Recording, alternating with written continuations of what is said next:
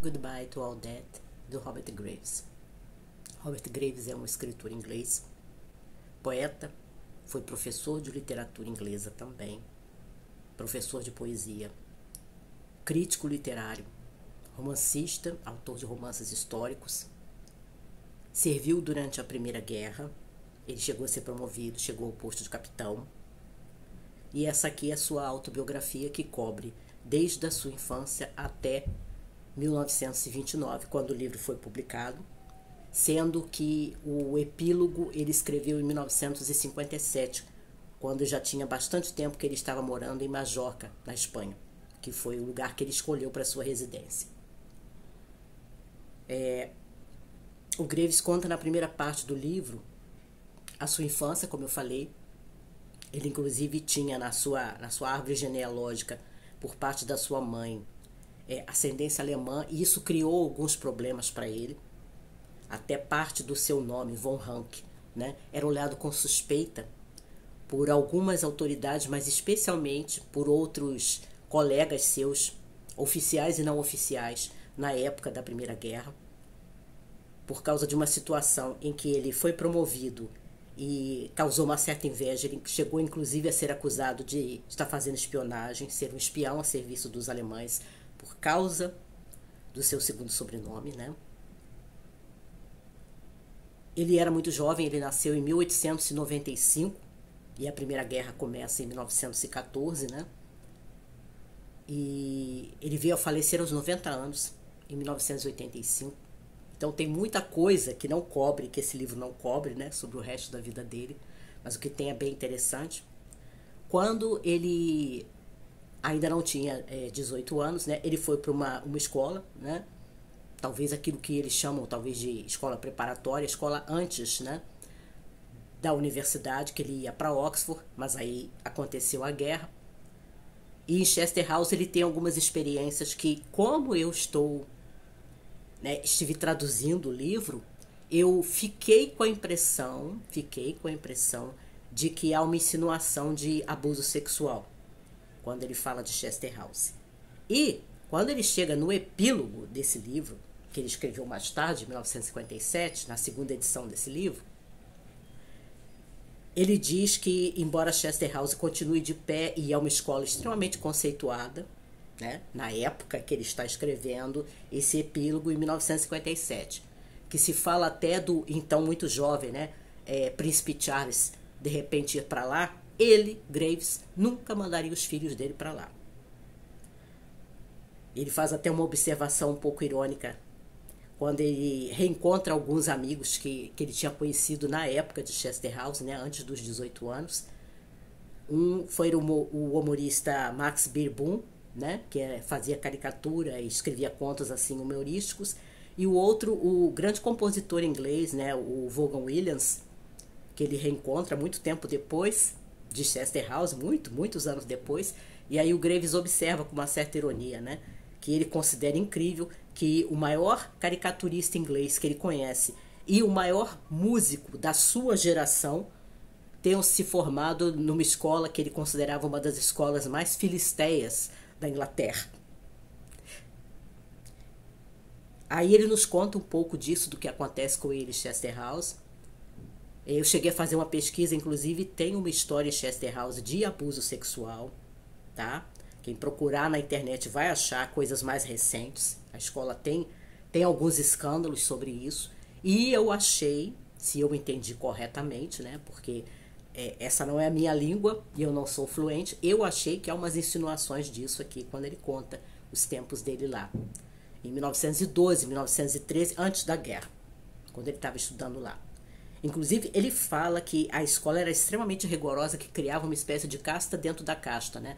Porque eles faziam parte de casas. Quem conhece a série Harry Potter, por exemplo, sabe que tem aquela questão das casas, né? Os estudantes estão dentro da mesma escola, mas eles têm casas. E a mesma coisa, isso realmente é um costume, né, na escola inglesa. E aí, em Chester House, você não podia se dar com as pessoas de outras casas, não podia fazer amizades, não podia ter amigos de estudantes de outras casas.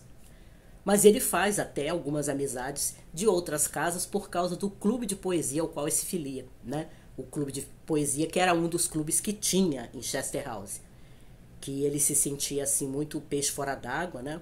Quando ele vai para lá nos primeiros tempos, por causa dessa impressão que eu tive que ele está sugerindo, né, abuso sexual e por aquilo que hoje a gente chama escancaradamente de bullying, porque tinha mesmo, além dos castigos físicos, né? Aquelas coisas assim que você lê e fica horrorizada com os internatos ingleses. Mas aí ele faz alguns amigos de outras casas no clube de poesia. Inclusive alguns amigos que vão até levá-lo a conhecer outras coisas, por exemplo, certos esportes, né? Boxe, escalada, várias coisas que ele vai conhecendo e que ele se dedica. Quando ele sai, né? Enquanto ele está nessa escola, quando ele sai e até ir para a guerra. Ele se alista em 1914, ele chega a ser promovido, como eu falei. Ele cria algumas amizades ali. Inclusive, ele conta o primeiro encontro dele com o Sassoon, né, que ele encontrou um livro que não era um livro, como ele mesmo diz, não era um livro nem de orientação para as Forças Armadas, que era a única coisa que ele encontrava desde que ele tinha se alistado, né? Ele não encontrava nenhum livro, a não ser um livro que tivesse a ver com táticas de guerra, regras, né? Os regulamentos dos exércitos e tal. E aí ele encontra um livro num dos alojamentos, que era um livro de ensaios ingleses. Quando ele abre, ele descobre o nome do Sassoon ali. Aí ele quer conhecer, né? Quem é que está com um livro ali, né? Um livro de verdade. E aí eles fazem amizade, né? Os dois eram poetas. E os dois escreveram sobre a época da guerra, mas o Sassoon realmente escreveu mais poesias assim, muito realistas, né? Depois que a guerra termina, o Graves, inclusive, se casa e se instala numa cidadezinha do interior da Inglaterra, e a certa altura ele é convidado pelo o reitor da igreja de lá para fazer uma apresentação, né, de poesia sobre os heróis de guerra, o período da guerra e tal, porque isso já se passa em 1920 alguma coisa, 22, 23. E que aí o Graves, inclusive, não escolhe aquelas poesias assim heróicas, né, para falar de glorificação do herói morto durante a guerra. Ele escolhe aquelas poesias do Sassoon e do Wilfred Owen que falam dos cadáveres na lama, que falam, né, de você de repente ter que atravessar trincheiras e ter um monte de corpos ali, né, que falam da sujeira, da mortandade, do medo, do ruído das granadas, tudo isso. Dos gases, né, que envenenavam as pessoas, que era muito comum, né, o uso de gás pelos alemães nessa época. O Graves chega a falar disso também. Inclusive como as primeiras máscaras de gás que chegaram pro grupo dele, né, não funcionavam. Aí acontecia aquelas coisas medonhas. E nesse período, né, depois que a guerra termina, ele se forma em Oxford, consegue se formar apesar das dificuldades que ele está enfrentando, que ele havia se casado, né? E eles tiveram logo filhos, né? Ele e a Nancy.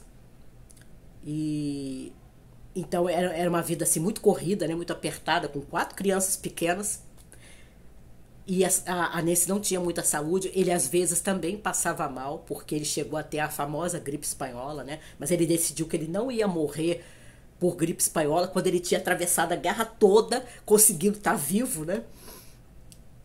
E aí ele conta que ele se forma em Oxford, depois ele consegue um posto de professor de literatura inglesa no Cairo, no Egito, por causa de influência de amigos deles. E há uma citação imensa de pessoas que ele conheceu. Parecia que todos os poetas e pessoas importantes da área de letras inglesas estavam se esbarrando nessa época, né? Ele conhece o Lawrence da Arábia, né?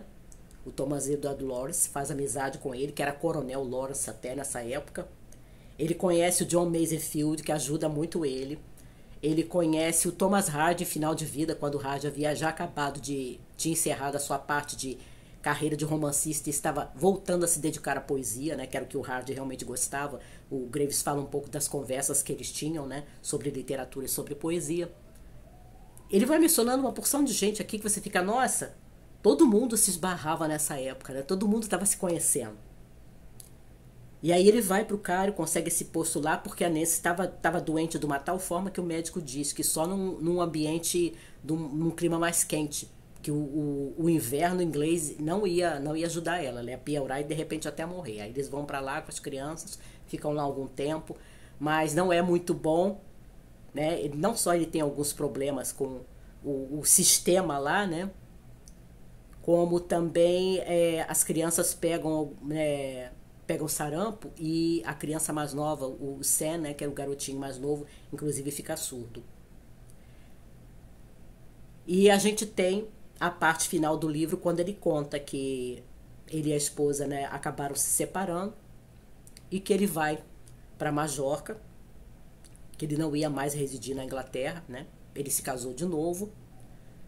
E aí ele conta como é que agora a vida dele é assim, naquele espaço ali, e como às vezes ele conta para os filhos dele como eram as coisas no início do século, né? Porque ele era um homem de 1895, e algumas das suas crianças acham assim muito curioso as coisas que eles contam, né? Que as mulheres não podiam usar calça comprida e coisas desse tipo.